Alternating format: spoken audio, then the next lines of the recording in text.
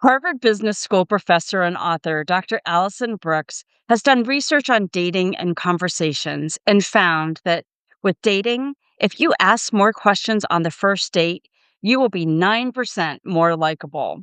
Small changes in how you interact with others can have a big impact. Her 2025 book on the science of conversation and the art of being ourselves reminds us that we need to be proactive and ask questions when in conversation with others. We long to feel connected and loved, and having effective conversations can help us both professionally and personally.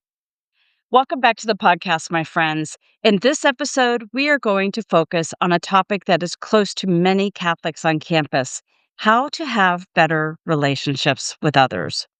Whether you are seeking to grow closer to the Lord, leading a team, or dating, how you interact with others and manage your emotions makes a big difference. My guest today is someone who gets to help Catholics on campus every day in his role as Director of Campus Ministry at North Dakota State University. Nathan Carr earned his bachelor's degree in microbiology, served as a focus missionary, and earned a master's in theology with a concentration in bioethics, worked in healthcare for many years, all before taking on his current role with Bison Catholic. Nathan has been married to Ryan since 2009 and is the father of 6 living children and 2 in heaven. Nathan Carr, welcome to Catholics on Campus. Well, thanks, Virginia, for having me. It's so fun. This is great. Yeah, I'm so excited to have you. When I introduce guests, I love sharing their majors and educational paths because I just find it so interesting and Yeah. kind of unexpected. So let's start by having you walk us through your educational journey and tell us how you landed in campus ministries. Yeah. When I think of my educational journey, I got bit by the science bug very early in life. So during my high school years, I got to attend a program in the state of North Dakota, where I'm from. And it allowed me in high school to spend a summer on the campus of North Dakota State University working in a lab, a research lab. And so that was my first foray into science, the scientific method, research. And I've always been fascinated by life, by biology, by things that grow, by culturing things, all of that. So that eventually led to me studying microbiology in college, continuing my research career. My original plan was to go on to grad school, eventually pursue a doctorate in one of the biological sciences, teach at a college level, and do research. That's what I wanted to do. But about 3 years into my college journey, the Lord had different plans. I had kind of lived the standard college lifestyle, if you will. And so I was the prodigal son, and the Lord called me home. And he said, "You know what? You need to come back." And through the ministry of Focus, Fellowship of Catholic University students, I was able to join a Bible study that put me in contact with other like minded, like hearted individuals, as well as our Focus missionaries at the time, who gave me a credible witness to what the Christian life looked like. That led me back to the sacrament of reconciliation, which then the lid just blew off. Grace was moving in my life. Lived in community with some other students my final year of college, and that's where the Lord really stirred my heart to say, maybe there's a better plan, a different plan than yours, but one that is so going to be so full of life, so fruitful, so great. Would you want to maybe be my missionary? And so that's when I decided to put my plan aside, and it wasn't easy, but there was grace for it, and become a missionary for 2 years. And so that sort of pushed pause on one dream in terms of my educational journey, because I had always wanted to continue education. I didn't want to stop at a bachelor's degree. But once I met my wife, she was a teammate of mine as a missionary. We got married and then settled in her hometown in central Illinois, in the town of Peoria. And from there, I just had responsibilities. We started having kids. I needed to work, education. I couldn't necessarily freely pursue it, but God's providence is always there. His generosity is never outdone. And so I got the opportunity to go back to grad school and then study theology, which was another love of mine at the time, and emphasize the biology and science aspect by concentrating in bioethics. So I chipped away at a graduate degree in theology and bioethics while I was in healthcare, thinking maybe I'd have a future in ethics or something related to that within Catholic healthcare. But that eventually, COVID years disrupted a lot of things in a lot of places.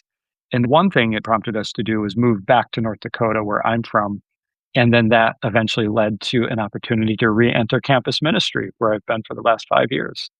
That is wonderful. For those that aren't familiar with North Dakota or North Dakota Mhm. State University, can you tell us about the campus and your students? Yeah.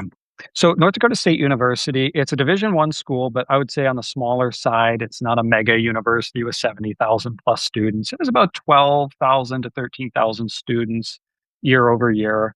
It's a what's called a land grant university. So a lot of agricultural research. Agriculture is one of its big things. And that makes sense.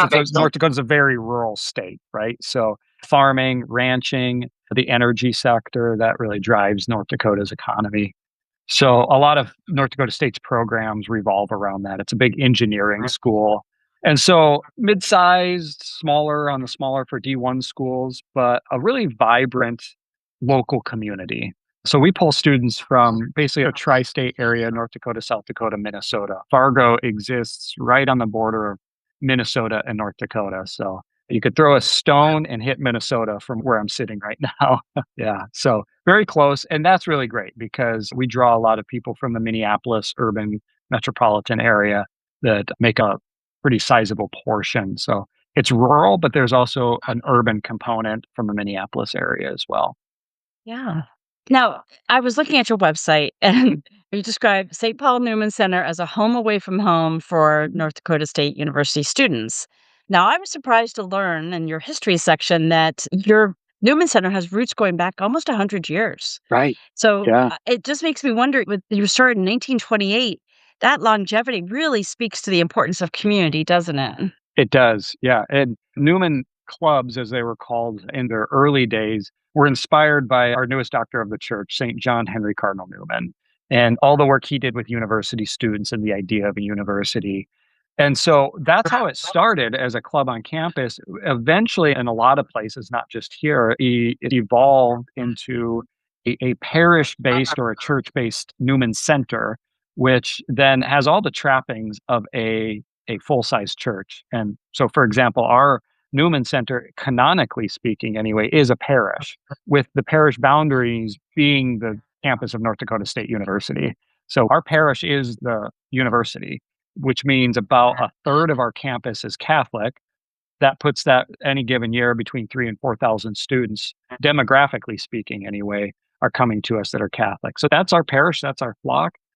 We have to do a lot of work to reach them, though. They don't necessarily come to us. So a lot of our effort, especially in the fall, becomes how do we encounter them? How do we register them? How do we get them incorporated into things like Bible studies, get them showing up at Mass, getting them part of our bigger community at the Newman Center? But it's very important that we have community, especially in our secular day and age where the person is atomized, individualized, disconnected from people, even though we quote unquote are the most connected time we've ever been through technology. I mean, we're talking across country here because of this great technology, right? But there's something else happening, I think, that's relationally isolating people. And we certainly see that in our young adults that we work with. And it's happening because of social media and some of the other maybe more pernicious aspects of technology. So a Newman Center allows us to build up an authentic, genuine human community of like-minded, like-hearted individuals. And it really is a home away from home. And we try to provide for them a lot of that home environment, whether that's meals. We have a lot of meals that we provide throughout the week for various events and things. We have faith-based housing, so they can live right here at the Newman Center. In fact, we just expanded that. So as of last fall, we went from 82 beds to upwards of 244 beds. So depending on how some of those apartments lease, so we have a much more expanded capacity going into the next academic year. So a lot of really exciting things happening where we can continue to build on that notion of community so they can live around the people that they want to be influenced by because we believe and profess the same things. We strive after living a life of virtue the same way. So all of these things I think are really important when we talk about that word community. Can you tell us a little more about the student housing? I Worked in housing for most of my career, so I just love hearing about the faith-based housing. Yeah, its original idea came from a men's formation house, and I can say I was one of the founding members of it back in 2006. It was called the Bosco House. It was the idea of one of our focus missionaries at the time.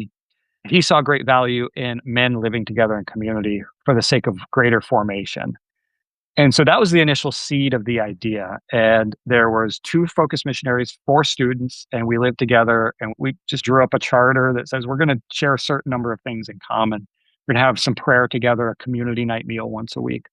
Fast forward a number of years, our pastor, Father Cheney, he had the inspiration to build a new Newman Center. Our last facility that we were in was built in the 1950s or 60s, just following a tornado went through Fargo, ripped the old one down that was built in the 1930s. And he had the inspiration to say, I need a bigger facility because the ministries were really starting to grow and bear a lot of great fruit. But and to boot, the facility needed a lot of updates and work, facility capital type stuff that happens with an aging building. And so he struck out on a very magnanimous vision and campaign to say, I want to build the best Newman Center in the whole country. That was his dream. And through a lot of hard work, a lot of dreaming, a lot of counsel and consulting and things like that, he kicked off a development campaign and was able to start I think in the original vision, they thought maybe $20 million to bring about the new church, the Newman Center, plus the housing. That eventually ballooned to about twice that and various costs, COVID, things like that. But what we are sitting in today is a beautiful state of the art facility, has a gorgeous chapel. Everybody that walks into it is just stunned. And people can go to our website, bisoncatholic.org, and look at different pictures, but you really just would have to see it. It's very stunning. And then in addition to that, we have housing attached to it because he wanted to carry on that vision. He saw such a transformation in us that lived in those formation houses in the early days that he said, we want to expand that out to have a wider reach, to get more students living in that situation. So in the initial iteration, there's 82 beds. And then we were able, through some really divine providence, and to be able to buy up the rest of the housing on the block, which is connected to us. It's an apartment complex that the developer who built the place was owned at the time, but then we purchased it so that we could expand the faith-based aspect of our housing. And the great thing is students can live here their freshman year. So right out of the gate, they don't have to spend a year on campus first. It qualifies on our campus through what's called a housing exemption. And so we really trying to recruit more and more students to live here their freshman year so that from day one, they're in a Catholic environment, even though it's a secular state university. Yeah. That, and I would imagine that's just a very nurturing environment, much different from what they would get elsewhere. Yeah, I mean, you live in a dorm, and what are you going to encounter in the dorm? You're going to have everybody from every walk of life. They're not necessarily going to prioritize the Catholic faith or any faith for that matter. It's very worldly, so they're going to live according to priorities of the world. Even though the campus says there's no alcohol in the dorms, a lot of times there's a lot of alcohol in the dorms. Even though they say, oh, you can't cohabitate or have people sleep over, a lot of time, boyfriend or girlfriend is coming over to sleep in the dorm room, and people are having to be subjected to a lot of that. And then you're just not around an environment that promotes the life of virtue and excellence. So there's a very, at best, a mediocre outlook to life. How little can I do to get by? And that's the exact opposite of what we're trying to cultivate in our students. Is like, you have an upward call and vision. God has something great in store for you. You should seek that out. Not as little can I do to get by? What's the bare minimum? It's like, what's the greatest heights you can achieve? And I think from my perspective, that makes all the difference when that fire gets lit inside their heart. They want to live a really magnanimous, great, big vision for their life. They don't want something little. They want the big thing. Yeah. Well, you get to work with a lot of student leaders too. Yeah. You have these peer ministry leaders Mhm. and the housing ministers, I think you call them, Yeah. Yeah. and I'm sure you have retreat leaders, all these sorts of Yeah. things. So talk about the leadership development that goes on with working with all those folks. Yeah. Our pastor, Father Cheney, his vision has always been the best way to change the culture is to put a well-formed Catholic leader in its midst. Mm. And he comes from a military background, military chaplaincy. So for him, I think leadership is one of the big pillars of how he approaches ministry. And I agree with him. It's absolutely phenomenal what can happen when you form them up to not just follow along in the wake of others, but to take charge, to step out front, to rally their peers and say, hey guys, point in a direction, let's go this way. Because then all of a sudden you're inspiring greatness within them. So the things that you mentioned, things like peer ministry, that's an old thing that started maybe in the 1960s or 70s at our Newman Center, and it's evolved over time. They are basically my ministry team, my operations team. They help me run campus ministry. Last week, we had what we call Bison Catholic Week. And it's our festival week where we have a whole host of events. Our bishop comes and says a mass. We have a talent show. We bring in speakers, keynote speakers. There's fun events like broom ball, which most parts of the world are like, what's that? It's I know basically what that hockey. is. Okay, you know what it is. It's hockey, but you don't have ice skates on. You just wear your shoes. And instead of a puck, there's this little ball and you hit a broom shaped stick that you hit it. But the goal is to get the ball in the net and you're on ice. So a lot of fun. Yeah, we had a movie night. We showed The Triumph of the Heart, the St. Maximilian Kolbe movie. We had a casino night where they could play different games and win Monopoly money that they could cash in for tickets to win prizes. And then we end the week with a formal dinner and dance. And we had about 225 students come dressed up in their absolute best. Amazing how well they clean up when they try. So, but all of those events, that's just a case study. And my peer ministers hold all of that off. I gave direction. I gave a framework for them and I handed them and said, okay, now guys, you got to go do this.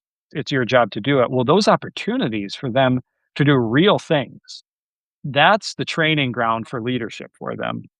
If we don't give them the opportunities, yeah, we got to set a safety net under them. I don't want them to fail and fall flat on their face, but I do have to give them the freedom to fail in a safe way. And that's how we serve up opportunities for them that look that way, where they're able to exercise some freedom and some discretion. And I give them a timeline and a latitude, a little bit of leash, so to speak, where they get to figure it out on their own. And I'm watching the whole time. Hey, are you meeting your benchmarks? Are you? Sometimes I reach in and I got to pull them one way or the other, tug them, like, come on, guys, this way, over here, or speed it up. Let's go a little quicker. But it's that freedom, I think, that allows them to develop those leadership capabilities. And here's one example from a couple years ago. During our fall outreach welcome week, I had a campus leader that was involved with the residence life on campus and a full-time staff member. And she was helping run all of the welcome week events. So as students get on campus, get oriented to things, the campus provides them an orientation path so that they can acclimate, especially the freshman students. And one of our students that had been one of my peer ministers had been on that welcome week planning crew. So she was one of the student leaders on that. And we were on campus for something. I forget what it was, but I was sitting there and I had my little Bison Catholic polo on, the branded gear. And she walks up to me and says, oh, excuse me, you're from the Newman Center. I said, yeah, yeah. Said, do you know so and so? I said, yeah, she's one of my students. I think the world of her. She was one of my peer ministers for 2 years. She said, yeah, I've never met a student with such polished leadership capabilities. She ran the entire this big of parade event that they do. She did all of it, and I've never seen it done to the level that it was done. So she said, "Well, whatever you're doing over there, keep doing it." And I wasn't looking for it. We weren't trying to blow our own horn here. It was unsolicited. But that was a big encouragement for me that, hey, wait a second, what we're doing, I think it's having the intended outcome, at least in some of the individuals that are going through our program and occupying some of these leadership roles that we have. But so peer ministry is a big one. Newman housing ministers, in a lot of ways, they're peer ministers for the housing, faith-based housing component that we have. So they act in some ways like RAs in a dorm would, but they're also there with a ministry angle to it because it's not just, hey, what are you okay in the bare minimum sense? How are you doing? How's your faith life? So they're ministering to those students in the context of their living situation. Then we have retreat leaders and different volunteer leaders, like you said, that help us run a whole host of retreats that we do all throughout the year. So in a lot of ways, we rely on our students to make campus ministry go because we couldn't do the things that we do, at least not at the breadth that we do it and the ambition that we want to do it if we didn't have their help.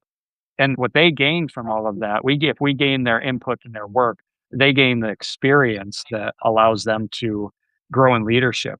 And maybe one final thought on this point is a lot of local companies love to hire our Newman Center students because one, a lot of the ownership and leaders are benefactors. They know what we do, they support financially. but they know the type of student that we produce out of here. And they can't wait to hire those students and get them into their company to work for them because they know they just hit gold. So, That's amazing. I work with a leadership program at University of Central Florida right now, and I had that same proud mama moment every time we get yeah, compliments on some of the students. I'm like, "Yes, that's one of ours." So, yeah, for sure. that's wonderful. I was looking over the list of offerings that you have just for this semester alone, and there's a lot of things going on there. Yeah. And one of them that caught my eye, which I was curious about, was how not to marry a jerk or jerkette, which is a Valentine's Day themed program. I guess it's like a retreat morning kind of thing. Yeah, we do a So, day-long seminar is how we yeah, approach it. Yeah. that's fabulous. And I'm wondering, what are some of your most Yeah. popular programs that you sponsor? That one's always a fun one, and we always time it around Valentine's Day, just trying to Yeah, capitalize on that natural vibe that runs through the culture, and that's its own curriculum. Drawing a blank on their official name of the organization, but if you typed in "how to avoid marrying a jerk or jerkette," just Google it or whatever, you would come up yeah, with it. And they use what's called the relationship attachment model, and there's a whole training, and we have a trained facilitator that comes in to lead that. But it's just a fun way to think about how am I approaching relationships. The next week after that, we are going to have a men's retreat and we go to a nearby hunting lodge. So it's just this beautiful outdoorsy hunting lodge, mounted animals all over the place, and we pull the guys aside and we just it's a manly based retreat. So and in fact, this year our mutual friend Matt Ingold, I'm bringing him in, and he's going to be the keynote speaker at that. So shout out uh, to Matt and Metanoia Catholic and all the good work they do there. But so that's going to be a lot of fun, and he's going to talk about mental resiliency. And we're going to use Romans 12, which is sort of a banner verse for our Newman Center, has been a long time, but do not be conformed to this age, but be transformed by the renewal of your mind. So that's going to be the theme that we're going to approach the retreat on is courage, steadfastness, manly resiliency in your mind. So that'll be great. We also have for the women, and towards the end of March, we have a conference called Decora, and it's a 2 day long conference that we host at our Newman Center, and it goes over all various topics of feminine dignity, the feminine vocation, natural family planning, health and wellness, theology of the body. And so we bring in a host of speakers there. I think the National Dominicans and the Sisters of Life are going to join us. We're going to bring in January Donovan from the Women's School to be one of the keynote speakers there. So a lot of fun stuff coming down that way. We take a mission trip over spring break, and we've always thought there's always this implicit mindset with mission trips. Let's go as far as we can, right? Well, that's true enough. You can go to Africa, you can go to India, you can go to the more impoverished areas of the world. But we know in our backyard there's needs. And so we go to St. Anne's Mission in Belcourt, North Dakota. It's about a 3 hour drive. And there is a Native American reservation that's very poverty stricken. And there is a SALT mission. So if people are familiar with the SALT community, Sister Miriam James is the big name that everyone recognizes. She's a member of SALT. But they have a mission in rural North Dakota serving the Native American population. And so we send a group of about 15 students up there every spring break. They help them with service projects, minister to the kids, things like that. It's a lot of fun. So we have a great working relationship with them. And then we have something called a koinonia retreat. A lot of areas of the country have similar style retreats. It's a community building retreat, Greek word koinonia meaning community. So we do that each semester, and it's a great intro into our Bison Catholic community for those who are maybe newer. And they really come off of that retreat feeling like they belong. So we usually send about 50 students on that every year, and it's all student led. So the only fingerprints I have on the thing is I help them find a location for it, and I order some Bibles for them. That's about it. They do the rest. And it's fantastic oh, every year watching what happens. So, yeah. yeah. Yeah, that's wonderful. It's such a great experience for them, and that's something that gives them the confidence when they go out in the world and they're living by some home parish, they're able to contribute there too, I would imagine. So Yeah, that's wonderful. definitely. Now, what is your favorite part of serving as the director of campus ministries? That is a difficult question. I think there's probably two ways I could take this answer. The first would just be the joy the Lord stirs up within me, that as I seek to give of myself. And I mean, I have 6 kids at home, so I'm a dad there. But then there's like this whole other family that I get in these young adult college students. And to see them step into their own is just such a joy. So I think there's what I receive from the Lord is such great satisfaction when I see them succeed. But I think also knowing the impact that this is having, that we're changing generational trajectory by reaching these young adults. They're so formable and malleable during these college years. They come to college expecting to be transformed and changed. Even if you're not religious, you come to college, why? Well, I'm going to study engineering so that I can become more knowledgeable and then get connected with opportunities to work for a company in engineering and make a career and so on and so forth. To do that, I need to start with college, right? So they start with college. And today's day and age, too, college is in a lot of ways under attack. Mhm. And maybe there's some merit there about, are we giving value through some of these degrees at the cost that people are paying? I get that. But at the same time, there's a transformative experience that can happen when we give ourselves over to these years of formation and education. And so I think there's a real privilege to be at the front row to people's transformation and then watching them go do whatever it is that they do with their life and seeing them do great things. That's just fascinating. It's so exciting to watch that. And then they come back every so often telling stories of the things that they've done with such joy on their face. Yeah. Now, you are a husband and dad to Yeah. 6 kids, and you've got lots of responsibilities at home, but how do you manage that with your demanding job? That is a great balancing act that my wife and I do. It helps that we met as missionaries and that our call is a lifelong call to mission. And she, of course, is at home with the kids. She homeschools our kids. She runs her own coaching business on the side. She does amazing things.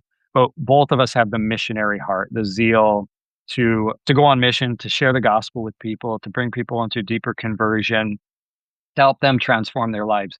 So I think at the heart of it, her and I are entirely in sync with our zeal and our desire for this work.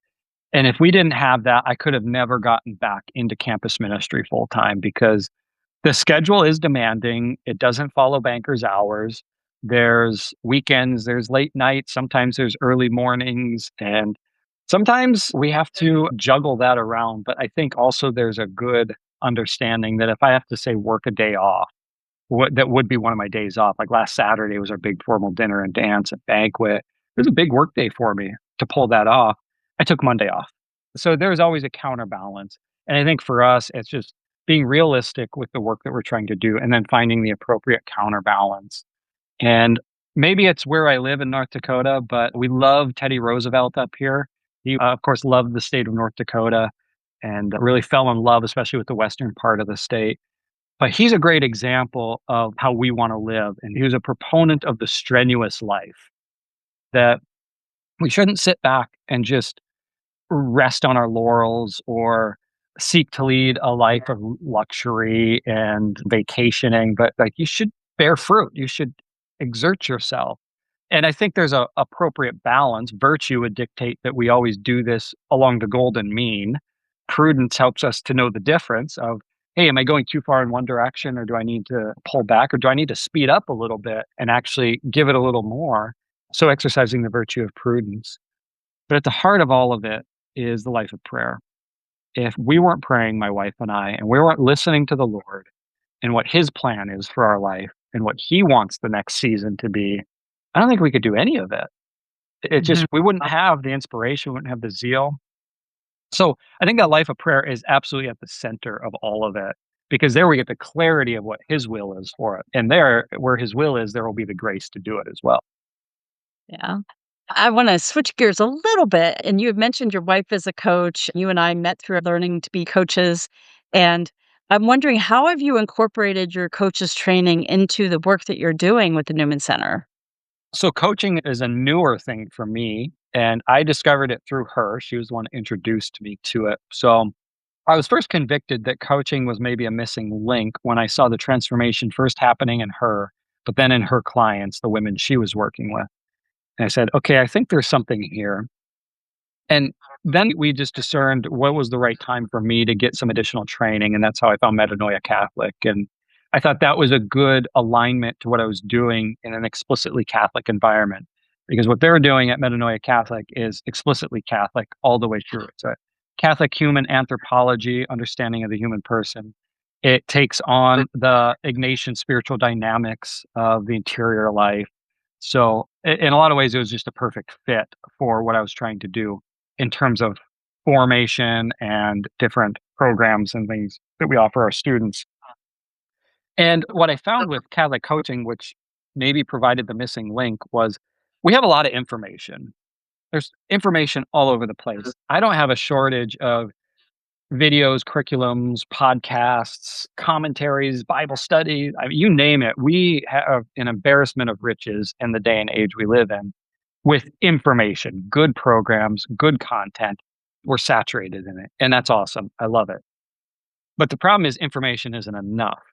They have to apply it.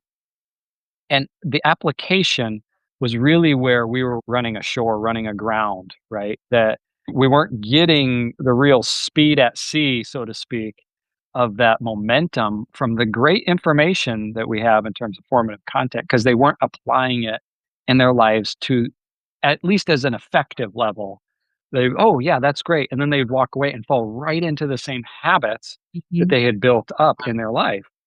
So what coaching does is breaks that transformation process down because it helps apply that great information, all of that formative content that we're teaching them, but puts it in the context of their daily life so that we can ask those really probing questions. And it seems so basic, but so what's getting in your way? That I love that question as a coach. What's getting in your way of this? Because it forces them to really think about, oh, I want to live my faith out in this way, but I'm not, and then I'm getting frustrated with it, and then we can coach them through it. So what coaching does is it looks at, okay, from the present moment that I'm at and looking forward to the future of where I want to be, how do I get there? What stands in my way? What do I need? And how do we apply that and actually build it into the habitual life that we lead each day? And so coaching as a methodology has provided that missing link for me, where I can sit down with a student and in very short order begin really breaking down the barriers in their life and starting to see a mind shift almost immediately within them. And then from there, the follow-up sessions are so exciting because as they take it seriously, start applying it. I had one gal I coached and she came through and I said, okay, it's been about a month. It was over Christmas. We had a break and I said, how are things going? And her word, I'm just so happy. That was not how she came to me. And then we went into all the things that are working in her life, and I'm like, "Praise God, this is amazing." So really, then we just coach on, "Hey, how do we keep this forward momentum going for you? Let's put in some maybe some regulators in that so that this great thing that you're now doing, you keep doing it. Where are your pitfalls? Where are the traps? What could derail you? Let's anticipate those." And so it allows us to look forward from where they are and really help them get where they want to be. And one of the tools in our tool belt is to talk about temperaments. Mhm. So I'm curious, how are you working with the temperaments to inform how you interact with students, faculty, and staff? Yeah, I think temperaments are obviously a very ancient understanding of the human person, going back to the Greeks. And so it's such a baseline for every human person. So I like to introduce them to the temperaments. It usually comes up very organically in conversation as I get to know them a little bit more. And I usually pause at some point and ask them, hey, have you ever heard of the temperaments? Do you know what that is? And a lot of times they say no, and so then I give them a brief explanation and then give them a short assessment test that they can do. We don't do it right there. I say, "Okay, report back to me what you are." But what I like to do with temperaments is they're insights, right? They're insights into our personality, our disposition, how we tend to react in given situations. And they're very good, but they're incomplete if we don't connect them to the life of virtue. So it's virtue which links them to character formation. And so that's where inevitably I take any temperament conversation is, okay, now that you're aware, let's understand which virtues your temperament needs. All right, so you're choleric. Great. Have you ever heard of the virtue of humility? Because it's going to benefit you and you're not going to want it, but it's something the choleric temperament really needs. Oh, you're sanguine. Great. You need a little temperance in your life, right? So finding the virtues that they need. I'm very melancholic by temperament. So I know I need boldness. I need to get off my rump, stop thinking about something, and do something about it. So that call to action and stop hanging back, but take the ideas that are churning in interior life and in my mind and start applying them. And so I know I need to exercise the courage based virtues so that I don't just sit back and shirk back from them. Let's charge forward. So inevitably, it needs to go towards that virtue discussion. Yeah. Well, thank you. I Yeah. was thinking about the intro at the beginning of this episode, and I was mentioning Dr. Allison Brooks' book, which is called Talk. And she has been looking at how do people create meaningfulness and Mhm. enrichment through their conversations. And Yeah. think about the Seek conference and all the work we were doing with Yeah. students we were doing the speed dating coaching thing. So tell me about your experience with being a dating coach during Well, Seek. that is a funny title, isn't it? Yeah. Because I never set out to be a dating coach. And I joke with my wife a lot because since coming back from that experience, I'm starting to get referrals. I have students that will come to my office that have never come by my office for anything before, and they poke their head and they're like, "Hey, I hear you're a dating and a relationship coach. Do you think you could help me out?" And I'm like, I have the title now, don't I? So I even got one referral from a professional connection from a student lives in a different part of the country. Complete, just we reach out through email. We had done some ministry together on another apostolate, and he's like, "Hey, I encountered this person, and I heard you're a dating and relationship coach, so I'm going to send him your way." And I'm like, "Am I now? Wow, okay, I guess I am." So I do crack up a little bit about that. Yeah. Yeah. We had to fill out a little form when we were Mhm. first applying to help out. And it said what qualifies you or something. I'm like, well, I've been married for 25 years. I hope Yeah, that right. counts. But we have plenty of years of being single to recall and talked with lots of friends who are still single. And yeah, so it's funny what qualifies you to be a dating coach. But The way I think about it, and I've remember since that experience at Seek, I've been reflecting more about it. We're made for relationship. Doesn't have to be dating relationship, just basic friendship. Ultimately, it's our friendship with God, our relationship with Him. That Trinitarian dynamic is stamped upon our very nature, right? God, Father, Son, and Holy Spirit. He made us in His image after His likeness. You see it in the marriage covenant, right? So, man, woman, child, right? The man gives himself to the woman, and the woman receives that and gives back to the man, and then the child is conceived, and new life pours forth from that nuptial bond. It's absolutely incredible to think about. It's everywhere you look when you start looking for it. It's like getting a new car, and all of a sudden you never saw that car before on the road. Now all of a sudden you see them all over the place, right? You start noticing it, and that's the way it's been with relationship coaching. I think it's so fundamental to who we are that it's actually shifted a little bit of even how I ponder coaching. That actually this is about relationships. Whatever it is that we want, fundamentally, the greatest thing that we want and are destined for is relationship, ultimately with God in heaven for all eternity. That's it. That's the point of our life. If you could boil it down and sum it up, and we're all trying to get there, whatever the more proximal mediating points are between here and there, right? Yeah, we all have desires. We all want different things. We all have problems that come up that we have to navigate and overcome. Coaching's all really good for even those more tangible material things. But ultimately, I think it's always going to be oriented towards how do we get relationally towards that eternal destination, that eternal home, so that we could be with God forever in heaven. and they talk about look at the 5 people in your life that you see the most Mhm. often, and they're Yep. gonna really be a big influence on you. So Yeah. if your spouse is one of them, you need to pick wisely. Very wisely. My wife is great about this with our kids. She asks them, "What's the purpose of life?" And they're trained to give the old Baltimore Catechism definition that the purpose of life is to know, love, and serve God in this life, and so that we can be happy forever with Him in the next. So they know to rattle that off real quick. And then the second question she asks them often, if not daily, is, "What's the most important decision you're ever going to make?" And the answer they're supposed to repeat back is, "Who you're going to marry." And Mhm. now that could be you could marry the church. So we hope maybe some of our children have a call to the priesthood and marry the church. Could be that you marry Jesus himself as the bride of Christ and become a consecrated religious. Absolutely fantastic.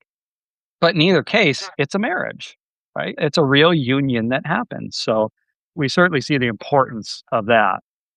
Yeah, I had the opportunity to coach 9 different people, and where we kind of landed, I think with the first person, I kept doing it, and I kept working with the other students too, but we developed 3 questions that they could ask somebody that they were meeting for the first time.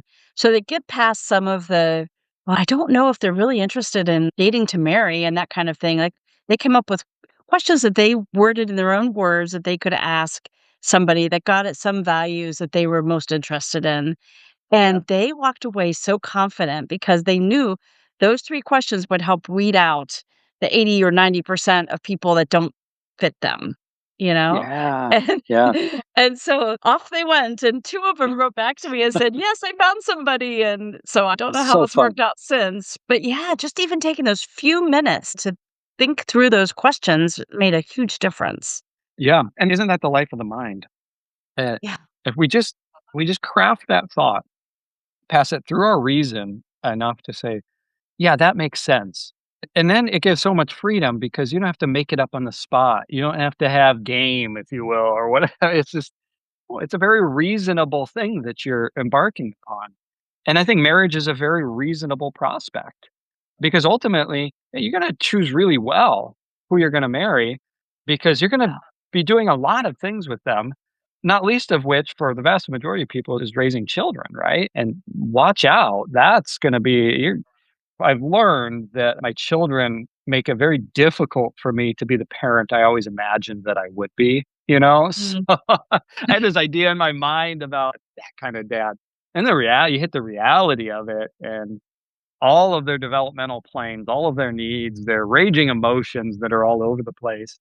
And it's like, I did not think this was how parenting was. So, but I think marriage is so reasonable because it's our reason that's going to help guide us through that. And you should know with a pretty good certainty that the person that you choose to marry, it is a choice, is a friend that on all the levels you connect and you have the same values and you want the same things. And quite frankly, there's no other person that you'd rather be around. They're your best friend. And I tell my students a lot when I give relationship talks and things and do different formation that, in my experience anyway, most of marriage is friendship. I don't want to put a percentage on it, but it's got to be like 90 plus percent is just you and your best friend trying to figure it out, this thing called life, making decisions, embarking on Yeah. the pursuit of dreams, and hopefully just loving it the whole way. Not to say there's not hard times, there certainly is, but there are plenty of them. But it should be with somebody that you genuinely just love, that they're your best friend, and at the base level, whatever else happens, there he or she is. Yeah.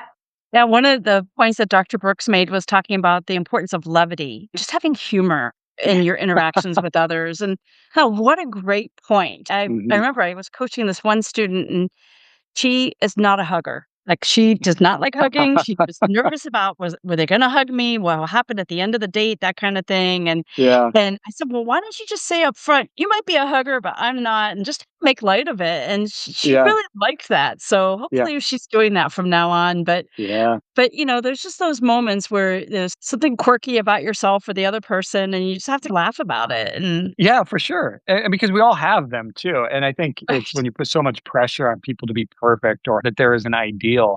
I mean, the stark reality is there is no perfection, at least this side of heaven. God will perfect us by his grace as we're fully sanctified upon reaching heaven. But right now, we're along the way. We're pilgrims on a journey. This is an unfinished product, a half baked cake. And that's true for all of us, no matter who it is. So, why would we put the expectation that the person that we're in a relationship with and that ultimately we may choose to marry would ever have to be perfect? And in fact, I see the absolute worst parts of my wife, and she sees the absolute worst parts of me. So, what is that an occasion for? Well, mercy and understanding to grow in your own patience. And actually, then you start seeing them not really as they don't bother you. And then they become more aware of it and they actually work on improving and say, oh, yeah, that's a part of my character that maybe I want to grow in virtue in. And so over time, we actually see, especially in the sacrament of marriage, spouses helping perfect each other. That Mhm. we're thank God that I'm not where I was the day I said I do at the altar. We're approaching 17 years of marriage, and Yeah. I'm just so thrilled that we've made it this far. And that I look at, I'm like, wow, I am so glad we're here, and that we're not that back there because we're just a better version of ourselves, so to speak, because we've had that school of virtue and love. And my wife, she's brilliant in so many ways. And she right now is in our house because our kids are arguing and getting after each other so much. They are repeating First Corinthians 13, love is patient, love is kind. And she has it on repeat. And so that wires into their own mind and their own thoughts what love is. Oh, do you see? It's actually, don't be surprised by this. You have to be patient. You have to be kind. You have to be forgiving. Don't be boastful, things like that. So I think it's important and it's the school of love. That's what relationships are. It's family life is. Certainly what marriage is. It's the school of love. Yeah. Yeah. This has been a great Yeah, conversation, and we could go on all afternoon, but I know. I Yeah. want to wrap up with three last questions. Sure. So, first one is, who is your favorite saint and why? Really tough one because I have a number of them. My confirmation saint is Saint Francis of Assisi, so I've always had an affinity towards him. And he was, they say sometimes saints choose you. He chose me because where I was at when I got confirmed, I was not the faithful Catholic that I'm striving to be today. So in some ways there was a grace of heaven says, I'm gonna choose him. And I've often found that I have an aspect of that Franciscan charism that I approach my pastoral encounters with people and how I approach ministry very much with a Franciscan flavor to it.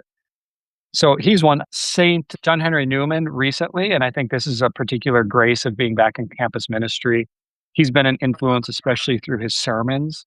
Periodically, when I'm researching a topic, I'm like, what did he have to say about it? And I have all his sermons, his collected volume. And so I'll poke through those, and it's just solid gold. So he's been a big intellectual influence within my campus ministry. He's not a saint yet, but soon to be blessed. Venerable Fulton Sheen has been another big influence on me and his writings and his approach to communication and ministry. And there's a Peoria connection there too, because he's a Peoria native. So there's a hometown connection from where my wife's from, where we lived for so many years. So I mean, I could probably go on, but those are three big ones. And of course, some of our recent popes and St. John Paul II and Pope Benedict have been big influences on my own theological development. So Yeah. Well, thank you for that. I know it is hard to pick. There's I so many know. good ones. Yep, yep. Uh, so, what's your favorite Catholic feast day, and how do you like to celebrate it? Ooh, another really hard one. The Marian feast days. So I have a particular apostolate towards the Rosary. So I will say the memorial or the feast day of Our Lady of the Rosary, October 7th, is a big one for me, just simply because the position and the impact the Rosary has played upon my life. That's definitely one. The Feast of the Presentation has been very big. So one, at least when we're recording this, that we just recently celebrated, that was a big feast day for me. And if you come into my office here, you'll see, in fact, right behind me, there's a picture of Simeon and Jesus. So at the presentation, he's holding the infant Christ. So that's a big one. Got to say Easter too. Who doesn't love Easter? So Easter is just the best. So Yeah, yeah. And if you could give one message to Catholics on campus about having purposeful conversations with others, what would it be? don't be afraid to be yourself and to share yourself. Yeah, be guarded around people that don't have a right to know maybe the interior aspects of your heart, those more sensitive, intimate places. But also don't be afraid to share it once you've gained a certain level of trust there. I think we're walking around in a day and age with people whose hearts are closed off. I think there's a lot of hearts that there's some really good things inside, but that are locked up within themselves. And they're waiting for someone else maybe to take the lead. Maybe you could be that lead that not only shares your own heart, but inspires somebody else to open up and share their heart. And again, I say this with have the appropriate due caution. Make sure that the person has earned a right to what resides there, because ultimately it's God Himself who makes His dwelling within us. And what our goal needs to be is to share Him for a world so desperate in need of His mercy and His healing, His light and His love. And who else is going to give that to all of them if we don't? So the sharing of our heart, I think, is a key aspect of it. So don't be afraid to do that. I think profound things can happen, I think, when we do that in a courageous way. And it bears a lot of fruit in the life of others and in the world. Yeah. That is a great way to end this episode. So thank you so much, Yeah. Nathan. I really appreciate having you as a guest today. It's been so And I fun. wish Yeah. Oh, yeah. Yeah, I wish you so much luck and look forward to visiting your campus one day too. That'll Yeah, be absolutely. amazing. No, it's Yeah, great. North Dakota is like the best kept secret ever. So, excellent. Excellent. Well, hopefully I'll be up there one day. yeah, So absolutely. thank you again. Thank you. My dear Catholics on campus, if you are new to this podcast, I hope that you're going to subscribe to get future episodes and listen to past episodes. If enjoyed this episode, please give it a 5-star rating and share it with your friends. I appreciate your help in spreading the word about Catholics on campus. Until next time, Mary, untie her of knots, pray for us. God bless you.